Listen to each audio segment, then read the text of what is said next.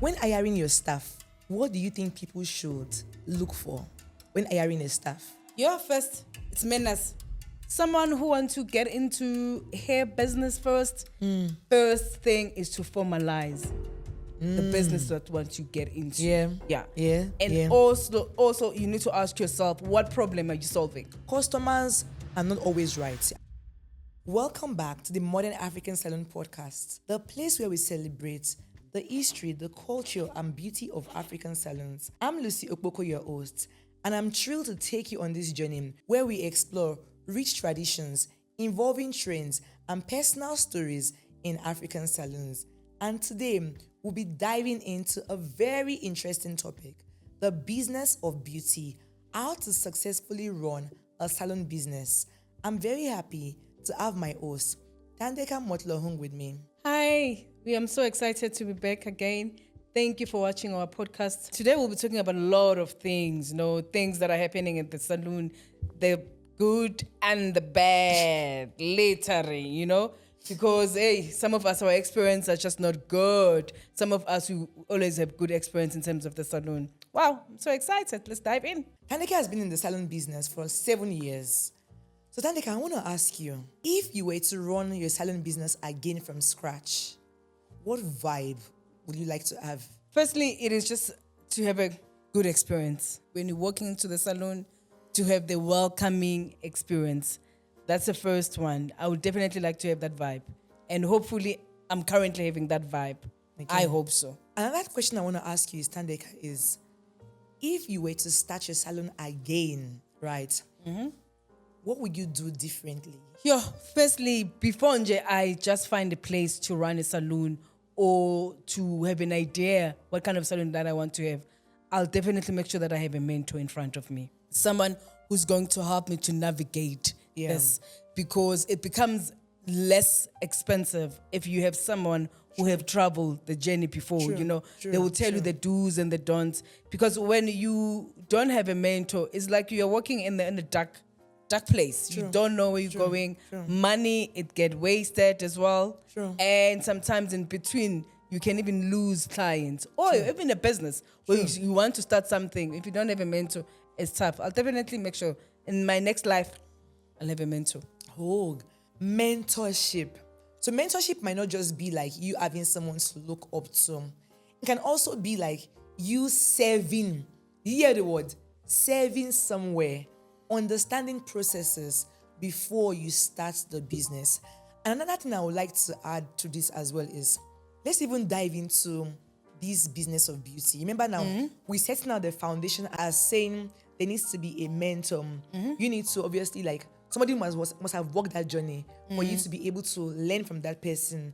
Seeing that you have walked the journey of aesthetics for 16 years, it makes me now see why you do things a certain way. Because you were in a proper system. The only thing I did before, the only formal, is it formal or informal? I don't even know what to call it.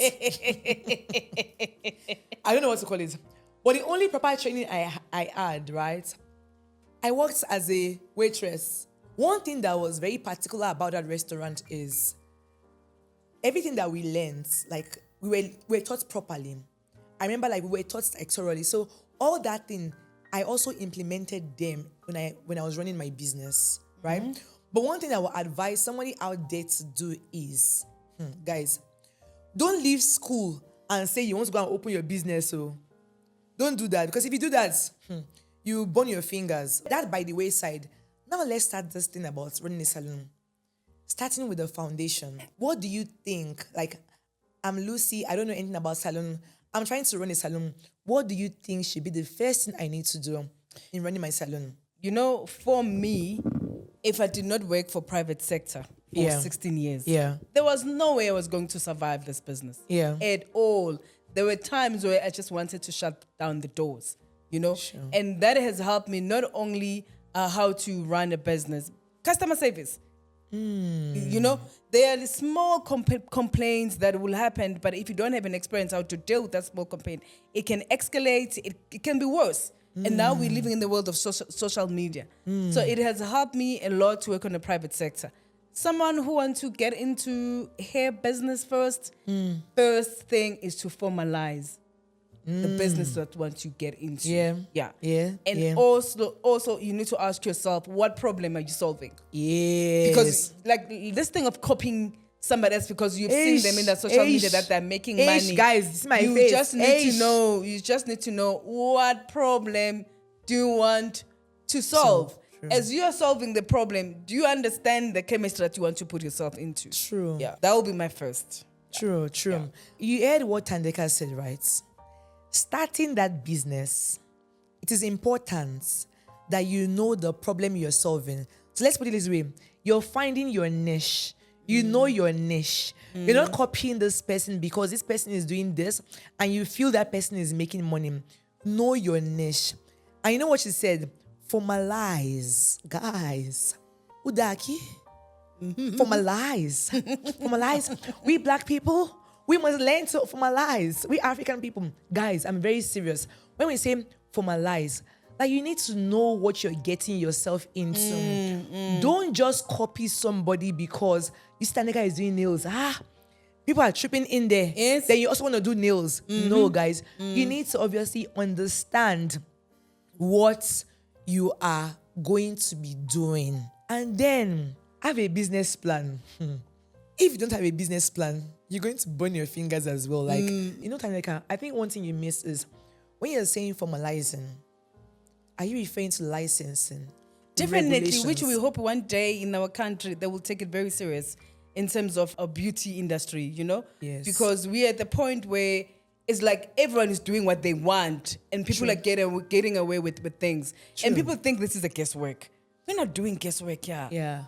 If we can have things done proper, I think we all can eat in this pie correctly as well. True. Because this pie is too big. True. You know? But now we are having people, for an example, my business is formalized. Imagine formalizing, you paying all the taxes and the UIF. Across the road, someone will put a tent and run a business. No one controls that. I'm not going to go and chase that person. But if we all formalize these things and have permits, have licenses, and we all legal, we make sure everything that we run is legal, then definitely this pie is too big for all of us. Regulations, licensing, those things are very important. And it is one thing that is killing the African beauty industry. Whether you go to South Africa, whether you're in Nigeria, wherever you are on the African continent, they see beauty industry as a place where the low class needs to work in. You know what is so painful? If you go to the Caucasian community, beauty is taken very seriously. When you see a hairstylist, the hairstylist works with poise. Like things, they have their cars, they are driving, they are paying medical aids, they are doing all these things.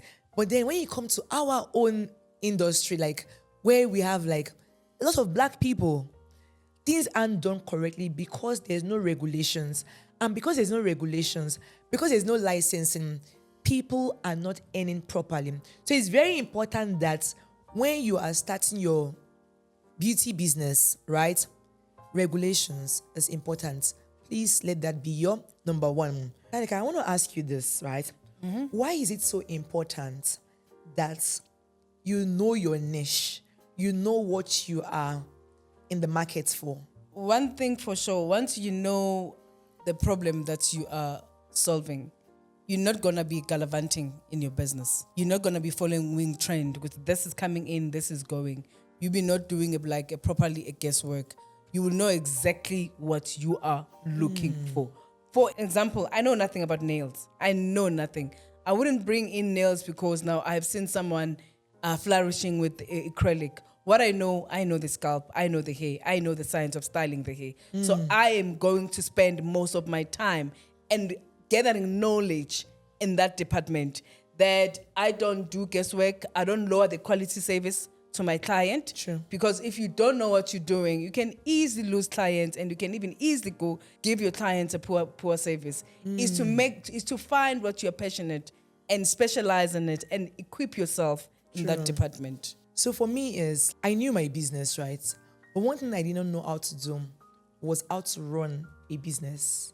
Do you get my point, right? Okay. In my early days. And in saying that, so when you say how to run a business was, I don't know what to do like to my staff, because then I used to get like customer complaints. You get my point, right? Where the clients will come in, they will go right to social media to say, oh, the owner is nice, but the staff is rude. You get? So it's very important that, all that aspects must all be covered. You get? Like, because we need to know, okay, I know this is my niche. I know I'm doing this.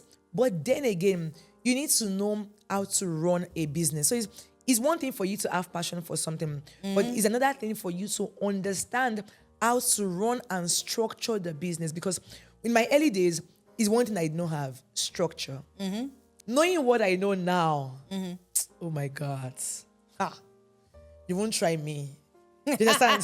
That means you wouldn't bend too much. No, I won't bend. Like, no, I won't bend. Like, knowing what I know now. And that is why, like, whoever is watching this podcast, listening to it, is take our advice. Because in this life, it's important that you don't wait to enter into a pit. Better learn from somebody who has fallen into that pit. Learn the lesson from there than for you to go and enter that pit yourself. Another thing I want to ask you, Thandeka, is how should aspiring salon owners decide where to set up their business? Yeah, that's a very tough question, hey? Firstly, that will depend who you want to target, who's your target market, and what also it still goes back. What problem are you solving? Yeah. And also, it depends also. It's a big question. With where would you want to open?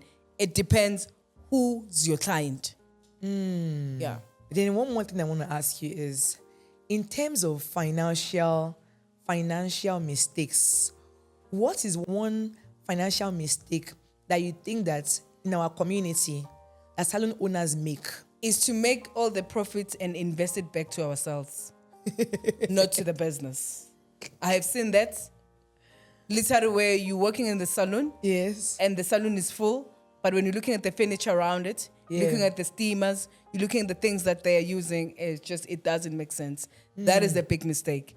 That if you make 300,000, it does not mean that 300,000 belongs to you. Yeah. That Say means that you again. must have a salary. You earn a salary, there's profits. You pay, before you pay yourself, you must pay your suppliers, pay your staff. You're the last person that you're supposed to pay yourself. Is to get the money reinvested back to the business. Yeah. Interesting.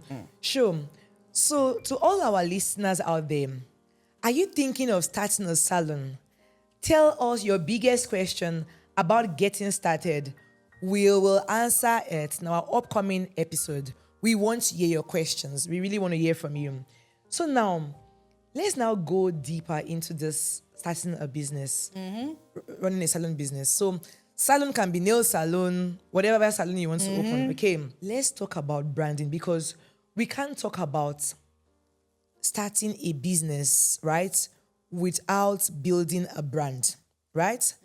Because a salon is not just about doing hair or doing your nail, right?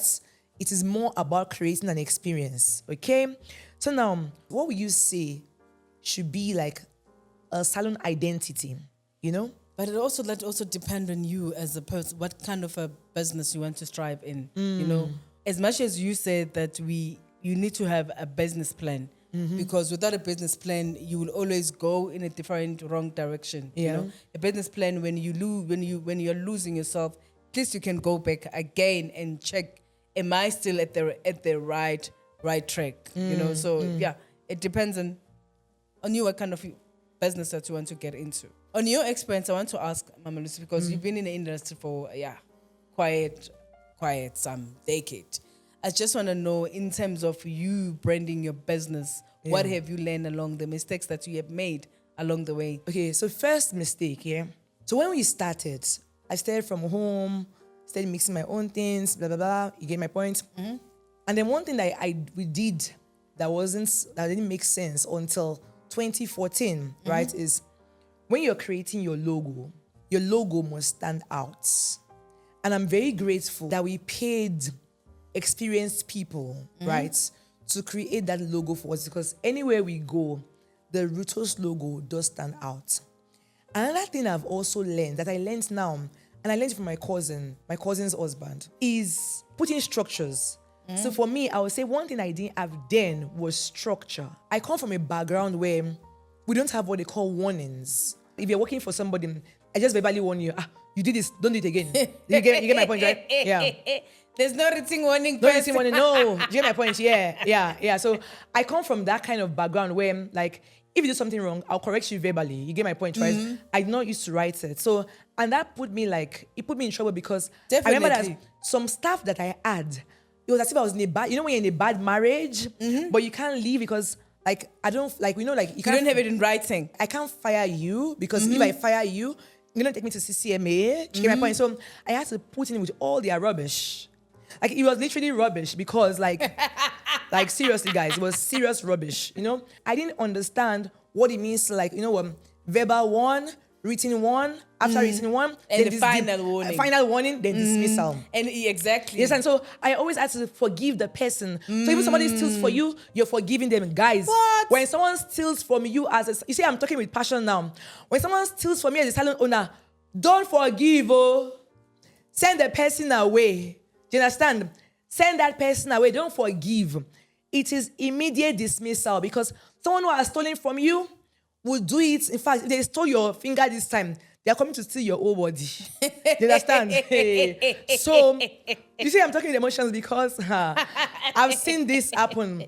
But if you have structure, which I do now, so don't try me. Don't be SMSing me for rubbish. Somebody died. Don't SMS me. Don't do it. I have systems in place now that what is it called? Things are done properly. That means the relationship they were supposed to end, but you've overstayed because you didn't know what to do. Of course. Yeah. Yes. That because it goes back to, because I have worked for private sector. Yeah. So I know the do's and the don'ts. You don't even try me because I know how the system works. Exactly. There's steps. Yes. So imagine you not knowing what to do. Someone steals for you. Someone, they don't show up at work. They stay away from a week and you still take them in because you don't know what to do. True. True. There are many white salons out there. They've been running for years. 10, 20, 30 years plus. Almost going to 40 years. Can I ask you a question? How many black salons have you seen running for that long? But, okay, I know you asked me that question. None. I've never seen any black salon that has been lasted, except Rutos, that have lasted more than for about, let's say, 15 years or even 20 years. But I want to know what's making us not to get there. Because we don't have structure. Do you think it's structure or it also works in terms of formalizing? What I've noticed, this is an industry where we are, when you said you're doing people's hair, people, they look down on you. Yes, They think maybe you don't know how to do maths and science. Yeah. Maybe you run away from doing chemistry. Yeah. And not knowing that if science and chemistry and technology was not involved, it was not going to be possible for us to be able to do hair. Yeah. People, they don't know that you need to be learned in order for you to do in this industry. True. They think that you will run away from school and come and play with chemicals, shampooing. I mean, these are serious stuff, you know. True. And growing up, we didn't even have to ask someone if they are qualified to do hair. You literally, I'll go and buy a relaxer.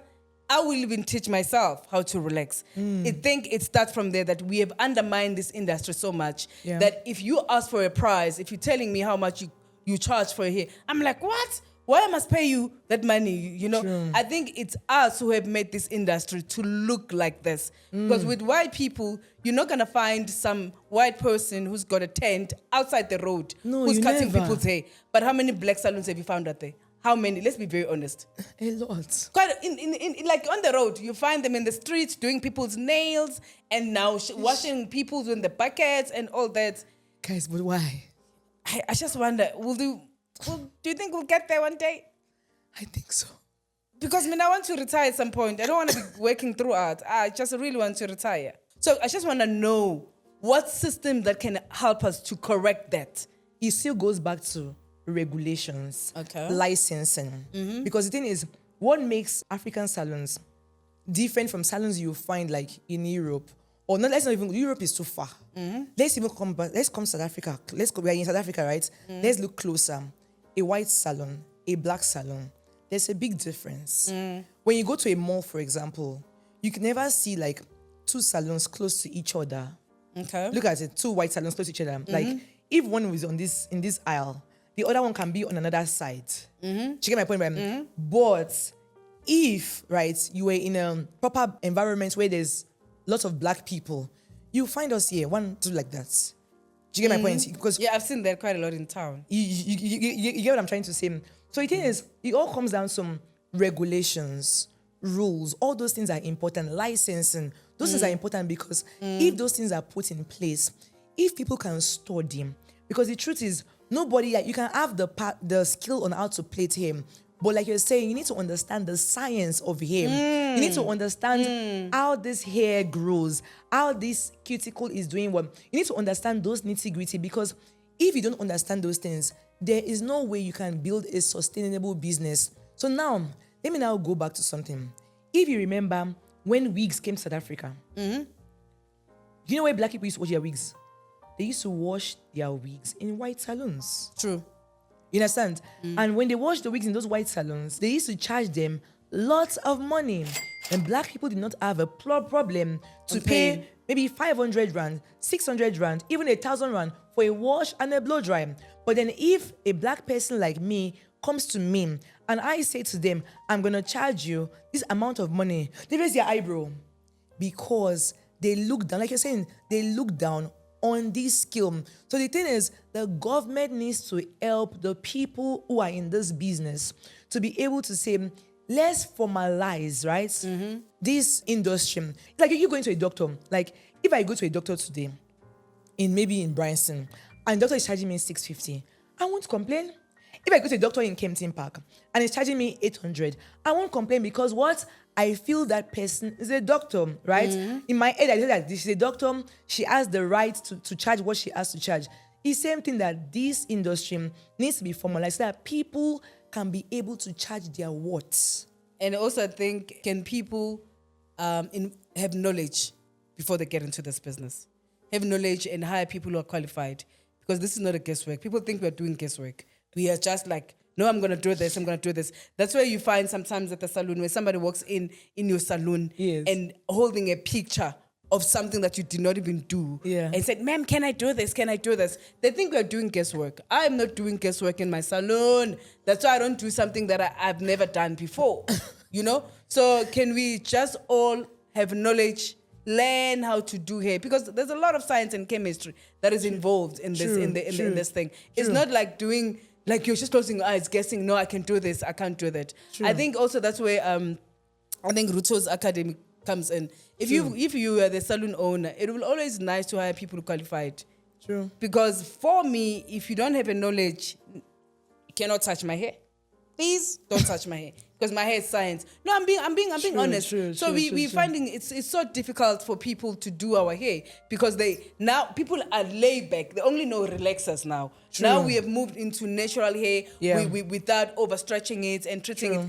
They have no idea. They have nothing. They have no idea. True. That's the reason why you walk in an Afro salon, I bill you the price. You're like, what?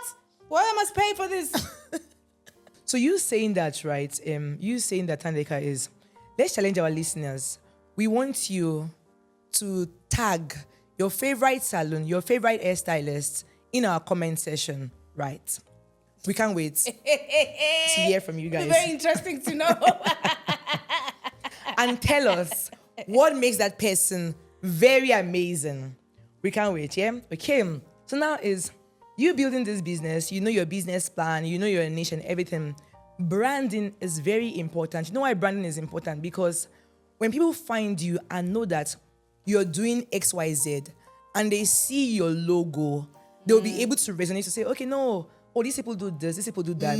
But now is if I'm just copying Thandeka, because Thandeka is doing hair, I don't stand out in any way. So for me to stand out, I need to understand my branding, and my branding obviously needs to also be speaking to my niche. So your branding, guys, is very, very important. Now, Thandeka, let's go into this. This one is a problematic topic under this topic. Managing of staff and clients. So now, Thandeka, when hiring your staff, what do you think people should look for when hiring a staff? First, it's manners. Can you? Manners, it's number one to me. Before we get into your qualification, can we speak about your menace? Yeah. Yeah, because you can be highly qualified, and if your menace is something else, no, won't be able to work with you. True. It is menace. I always look for someone who's learned, who know what they're doing. True. Because that represents my business. True. Yeah. True. Yeah, True. definitely. Those are two things go True. with me. Yeah. True. Yeah. That thing she just said, it has burnt us in the past. You need to hire someone that is learned, and that's English. Learned and understands, like the person aligns with your vision is very important. Because if you're hiring somebody, don't do start from scratch. Don't hire start from scratch. If they don't have CVs, don't hire them. Don't hire start from scratch, guys. Because start from scratch is going to put you into serious trouble. You will always have setbacks. So please hire someone who knows the business. The person that aligns with your vision is very important. When you're now saying handling customer service, handling difficult clients, customer complaints, what will your advice be to somebody? Before I answer that, I just want to know your view. On your side, Yes. do you believe that customer is always right? I just want to because I don't want to bend myself. Do you believe that customer is always right? Customers are not always right, but you will do your best to serve the customer. And if the customer is still proving very stubborn, then she can go. You understand? Be careful of your answer. No. No. Seriously, you see with the customers, right? You try your best. Like, for example, if I get a customer complaint, for example, I never support my staff. If a customer complains to me to say XYZ happens, I take that complaint, right? I take it. First of all, I apologize, fine. And I obviously compensate for whatever happens. You get my point, right? But then I take that thing back to my staff and ask them, okay, what's up? What happened here? Yeah. I never side my staff in front of the clients. Okay. Do you get my point, right? So, because for me is whatever feedback I get, I take it as something that I can, okay, let me say, where did I go wrong? What happened? What can I improve on? You understand? So that next time these things won't happen. But I get where you're coming from to say customers are not always right. I'll give you an example. There was this one time, right, is this customer spoke to me on the phone, right? And she was thinking that I was going to do her hair. So when she got to the store, she's like, no, I want Lucy to do my hair. They're like, no, Lucy's not the one that's going to do your hair, right? We're the ones that are going to do your hair. You understand? So that's already threw her off. So when they were doing her hair, she was looking for every mistake to say that we're not doing the right thing. You understand? So look, I just walked in. I walked in. I'm like, oh, are you okay, ma'am? Are you like, no. They are pulling my hair. They are snapping it. But the hair was really, really dry. But you can see that the girls were not snapping her hair or anything. But she was trying to be difficult. You get my point, right? Even though I came to the store, they still kept doing her hair. I didn't go touch the hair. You understand, right? They still kept doing her hair. But she still like kept trying to make a fuss. So I'm like, are you okay, ma'am? Are you fine? Like, she's still making a fuss. So at the point, like, I'm petting you. I'm packaging you. I'm telling you sorry. I'm doing like this. But you're still being difficult. So at the point, I said to her, ma'am, do you want them to stop your hair? You can leave like this, right? You don't need to pay anything. Then she composed herself and waited till she finished her hair.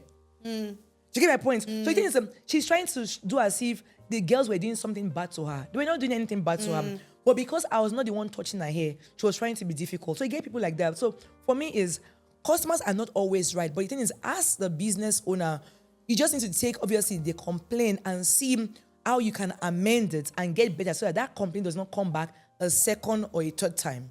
But with me, since I said as I've worked, I would always go back in the private sector because there's a lot that I've learned in the private sector. Yeah. I have learned that sometimes it's easy to pick up a difficult client on the first day. Yeah. You can pick them up by as soon as they enter your place. Yeah. You can see with the vibe, it's just not, they're really unhappy getting in. Or immediately when they sit down, they started complaining about other businesses that they've been. No, I was not happy there and there. That was not happy. Be careful. If you become a part of that conversation, next time it will be you. Yeah, no, true. I'm being honest. So every time when there is a problem between it's either it's a customer who's unhappy or there was a staff that was involved, I always try to make sure that I resolve it very quick. I don't wait for the next day because now we're living in the world of social media. I make sure that I reach out to the client and apologize. But most of the time, I need to make sure that my staff is correct. I need to create a healthy environment for my staff, because I don't want, at the end of the day now, my staff are being bullied by customers, because customers can do that. I don't want to lie to you. Because sometimes we keep on bending, and virtually don't even know. There is a customer, Lucy, where you literally you can massage their feet and give them coffee and hold their back, meanwhile they're doing their hair. And that person is unhappy, they will always be unhappy. That's where now you need to learn to pick it up immediately when they get in. It's easy to pick it up through conversation, talking to them. Hi, ma'am, how are you? What can we do for you today? This and this and this. You hear the vibe. You can feel the vibe. This is going to be a long day. So that's why you ask yourself, should we continue or not? When I was in private sector, I would learn to make sure this patient I don't want to be dealing with, because this is a patient that will cost me in the long run. We can be sued. Can cost us a lot of money. I have to ask myself, do I need to continue with you? And immediately when that patient sit down and telling you all the doctors that she's been, and all these doctors have been wrong. All these doctors have been wrong. Then you need to know, next you're going to be in the list and you're going to be sued. We need to be able to pick up such things. Not everyone that walks in our doors is our customers. Honestly. Sometimes you take someone in trying to make them comfortable and they're not comfortable. End of the day, they're going to cost you. They're going to cost your reputation in the business. And they're going to cost you money and then unhappy stuff. And you don't want that. True. So how do you stop that kind of clients? What I do, I specialize. Yeah. Okay. So if I feel like you are not adding a value in my business and you are negative, you don't need to be coming in my business. So because now I've got a business, I need money, I must take your drama. No, sometimes it's not worth it to take your drama. True. No, I want to look after you, but can you also be a good customer? We're both human beings. True. Yes, there's no way that you are insulting me and keep on saying, ma'am, okay, ma'am. But you mean, no. Let's can be very honest. I am just not Jesus. Can I be very honest? You cannot be insulting because it's like, oh, ma'am, we're sorry, ma'am. And you're also not even hearing yourself keep on saying, I'm sorry. This person is wrong. Keep on saying, I'm sorry. No, not for me. For me, it wouldn't work. If I feel like I've tried everything to make you unhappy and you're not happy. Yeah. The door is open.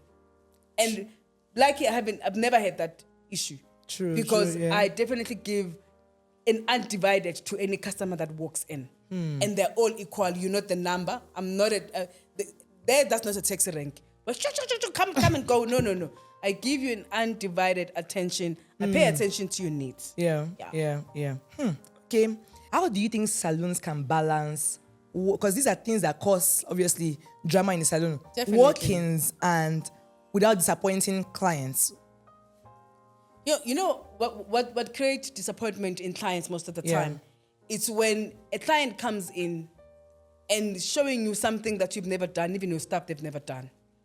It creates a first disappointment. Because you want to gain that customer. Yes. You're going to agree and you're going to build that customer. And say, for example, a customer showing you some kind of a style. And you say, no, ma'am, I can do that. It's about 600 rand.